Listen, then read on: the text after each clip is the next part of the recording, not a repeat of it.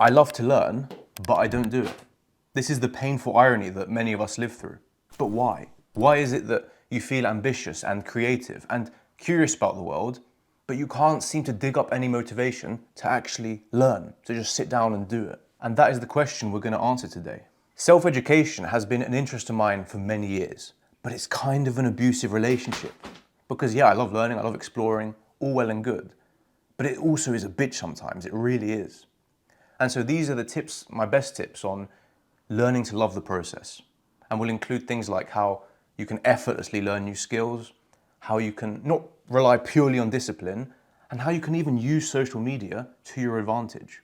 So these are quite unique tips, I think. You don't see them everywhere on YouTube, so stay tuned. Before we dive into the specifics, it would be wrong of me to not mention this, the so-called boredom threshold.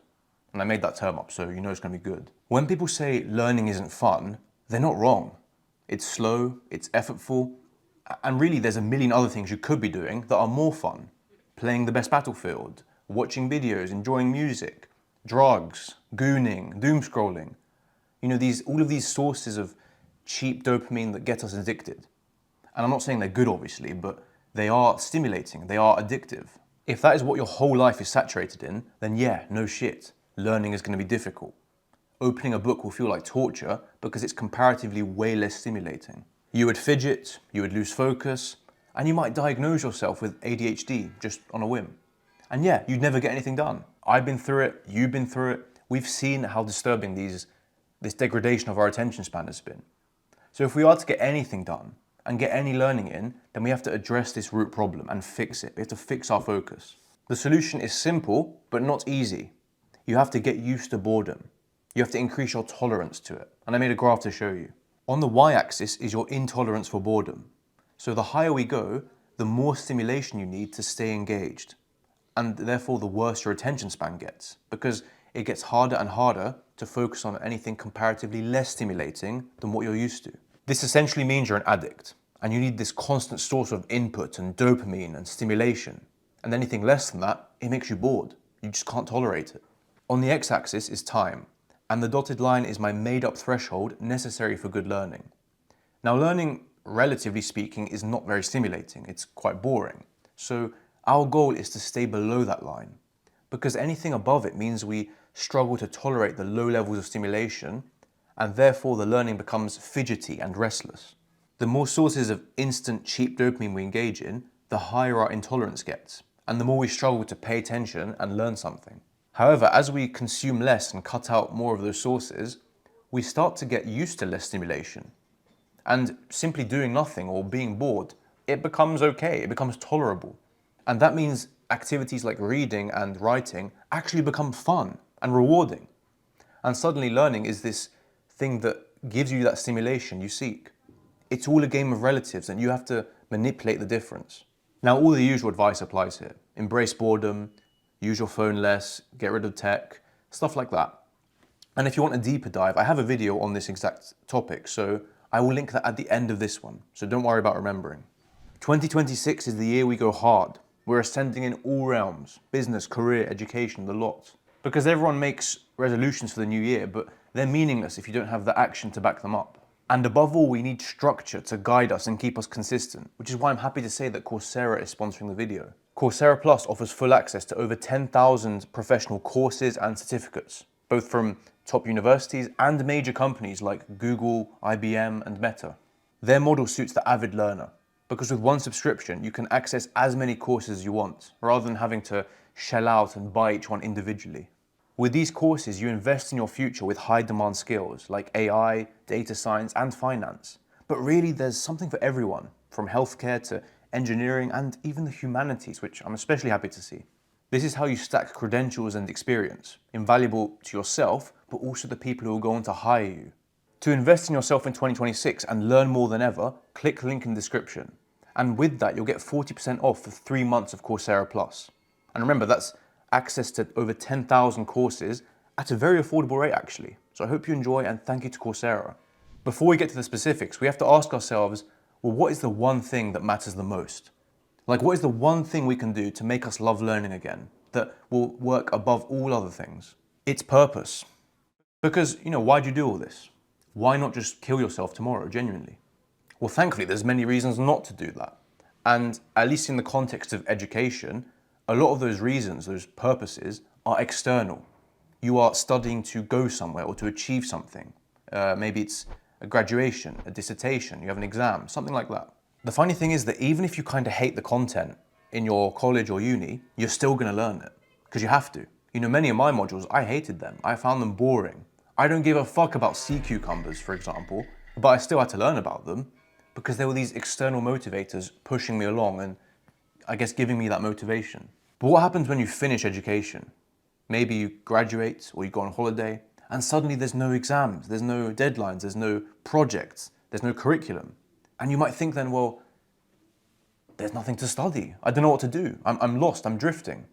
And for some people, it really kills them. They doom spiral, they become aimless, they don't know what to do, they don't know where to go. And they lose their potential because they have no external pressure. So what if you didn't have to rely on external pressure? That's a problem because self-education comes from the self. There are no external pressures and you can't rely on people to push you around, to tell you what to do, to give you a structure. You have to do it yourself. You have to become self-sufficient. In other words, you need internal motivation because trying to learn by yourself without it, it feels meaningless and it's almost impossible. It's maybe a weird analogy, but I like to think of it as a corded drill versus a cordless drill. In one case, you have to be attached to a power source and you're kind of restricted. In the other case, when you have a battery, you can bring the power with you and you're not tied down to anything. That's maybe external versus internal motivation. I mean, I think that makes sense, right? And this internal motivator, this thing that gets you to learn in the first place, to pick up a book, that can be anything. It can be as simple as, well, I want to learn about this. Or it can be this grand purpose that follows you through your entire life and never really goes away. And here's the best part, if you are genuinely curious about something, you never feel like you're learning. You might wake up months or years in the future and just think, okay, I actually know my shit, like I'm pretty knowledgeable. I never saw it as a chore, it was never a grind, it was just this thing I did that I had fun doing. And suddenly, I've learned a lot without even seeing it coming. But you don't buy purpose in a shop, so where does it come from? Well, I don't know why you're looking at me, because I don't know either. Purpose is weird. It's this thing that we can struggle with our whole lives. It's elusive. And no matter how hard we look, it's difficult to pin it down sometimes and to find out what makes us fulfilled and what gives us meaning. And even I, as smart and as attractive as I am, I can't give you a quick fix. I really don't know. But what I can do is give you models. One model I like in psychology is this self-determination theory. And I like this because it's simple enough to actually apply to your life. And it's not full of academic jargon and all of this bullshit, right? It's straightforward, it seems to make sense, and it's simple. This theory tries to explain where internal motivation comes from. And it splits it into three major parts. You have autonomy, competency, and relatedness. Autonomy is a level of control over your outcomes and your decisions. It's when you know what you want and you can use your free will to get there. I mean, that's easy enough, right? It's called self-learning, it's just us, so we have full autonomy, surely. Well, no, not quite, because there are still a bunch of invisible things that can trip you up. We can fall into trends, we can get groomed by the algorithm, and we can end up doing what is expected of us and not what we actually want to do. So stay aware. Are you doing this because it's genuinely meaningful and interesting to you? Or is it coming from somewhere else? Are you being influenced? Would you do this out of your own free will, or is Mossad zapping it into your brain? You have to be aware of these things. In the past, and a little bit today, I used to have this sort of autistic completionist mindset. And even though I picked topics that I was interested in, I'd end up spending way too much time on them and writing so much more than necessary. Because I guess I wanted to, I don't know, finish the topic, whatever that means. And that sort of self-imposed rule that I put on myself, it killed my motivation. It made something I love a slog, a grind, and it was grueling. I hated it. You don't have to subject yourself to these arbitrary rules that some influencer dumps on you, or even, as in my case, ones that you put on yourself. You have to free your mind up and do what works best for you. That's autonomy. Competency refers to a sense of success, because no one wants to take L's their whole life. They want to be good at something, and they don't want to play this victim Olympics. This means whatever you end up learning about, you have to approach it carefully. Because yeah, you shouldn't dumb it down to the point where it's easy and you breeze through it, because then what's the point? You're not learning anything. But at the same time, you shouldn't make it hard on yourself and jump in the deep end, because you're going to end up sabotaging yourself. Some people are too concerned with looking or feeling intellectual. They buy all these dense philosophy books and they memorize the talking points and the terms. It's all a facade. And they don't really know what they're talking about, but they pretend to. And they let this sense of pride and ego get in the way of real learning. Competency means challenging yourself, yes, but also accepting your limits. Realizing that, yeah, you don't know everything, and you have to have a natural, beginner-friendly progression into a new topic, rather than pretending you know it all and doing this self-aggrandizing LARP. I hate that shit. The intellectual LARP is the gayest thing ever. But that's a topic for another video. You know the ones. It's the performative ones. It's the people who put the aesthetics first without really living it. And you know, they can do what they want, but let's not pretend that's productive. Finally, we have relatedness. This is connection and belonging. Because to be honest, learning can be quite lonely. It feels like sometimes you're just stuck in your room gathering knowledge for the sake of it, like a monkey on Rebirth Island. I don't know why that imagery came to mind, but it did when I was writing this. Those poor monkeys, man. To make your knowledge matter, to make it feel like it is worthwhile, you can take it and put it in the real world. You can find friends to have these conversations with rather than blocking it up inside you. Or you can channel it into some real project, like in politics or business or art, something that exists beyond your brain, that changes someone's life, your community, something physical and real that exists. Now, in a sense, this goes beyond learning itself, but it will make it matter in the bigger picture. And that is how you fall in love with something, when it matters. Purpose is this weird, abstract idea. We've talked about it for thousands of years, and we still haven't really figured it out. But don't worry, because I shall be the one to solve the debate. If you want an excellent way to apply purpose to your study, then I recommend this thing called project learning. And the idea is that if you cannot find purpose in your learning, you artificially create it instead. You create this extrinsic source of motivation that is perfectly tailored towards you, and it pulls you towards it and gives you that motivation you need. Project learning is when you define a grand, meaningful goal to pursue, a project. And then as you pursue that goal, you naturally have to learn things in order to achieve it. And you do so almost unconsciously because you have motivation. In a sense, you reverse engineer the whole process. You say, okay, in order to achieve this goal, I need to understand these skills and I have to get familiar with these topics. And then you learn and build up to the goal. For a personal example, when I first started YouTube, I didn't do so because I cared about cameras or video editing or the strategy behind it. Who gives a fuck? I didn't care about that stuff. But in order to get to that grand meaningful goal, which is a interesting and successful channel, then yeah, you had to pick up on those skills. And you had to learn the peripheral things that built up to it. I took interest in them because now they were an important means to an end. Whereas before they would have been just another hobby or skill, whatever. Now they were a stepping stone to something greater. And in a sense, by choosing this grand goal to work towards, I added meaning to many other things that were once meaningless to me. The good news for you is that this is so flexible. You can really do it with anything. You pick a goal, something you want to do, and then you break it down into the skills, into the topics, and you learn each one. And you will get there in the end. It's just inevitable. For example, if you want to write a successful novel, then you have to know the business side of things, publishing, connections, editors, whatever. And you have to know how to write the damn book, the world building, the prose, the characters, the grammar, the structure. And all of these micro skills build up to the goal. And you just kind of start to care about them because they matter to you. And I won't labor the point, but that structure applies to everything, from politics to building wealth to some art project that you have, or even just basic self-improvement. It's just a sum of parts. So trust me, find a good project and it will make you love learning. Motivation isn't only adding things, but also taking things away that never helped you. And it's a bit cryptic, so let me tell you something that I think you'll find familiar. Virtually all of our experience in learning comes from school or college. That's our universe. The exams, the notes, the lectures, the homework, the rest. Now, all of that exists in this well-organized web. Everything is broken down, it's standardized, it's well-oiled. Ooh, pause. I mean, it runs properly, it's sequential, it's smooth, it's structured. It's an institution after all. Now, all of that stuff, the lectures, the modules, the exams, it worked in that time and place because there was a structure and it was more linear. There was something to follow. But what happens when you leave formal education? Suddenly there aren't none of these things. And yet, because it's all we know, because it's the only way of learning we've been taught, we tend to stick with it. And we keep these old habits that are maybe obsolete or redundant and don't really make sense in the realm of self-education. And why would they? We have different goals, we have different outcomes, we have different freedoms. So why would we be stuck to these old ways of thinking? Now, I did this a lot. Whenever I approached a new topic, I was very rigid and by the book, almost excessively. And I don't blame myself because that was the only style I knew. That was all I could do. And look, it's not even wrong per se. It's not a bad way of learning, but I'm just stressing that you don't have to be a slave to it.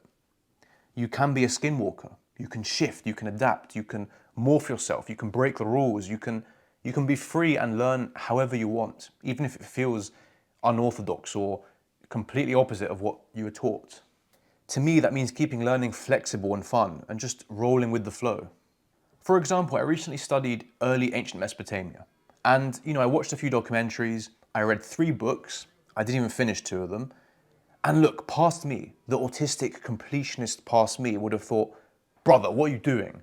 You're not taking enough notes, you're not finishing everything, you're not doing it by the book and traditionally.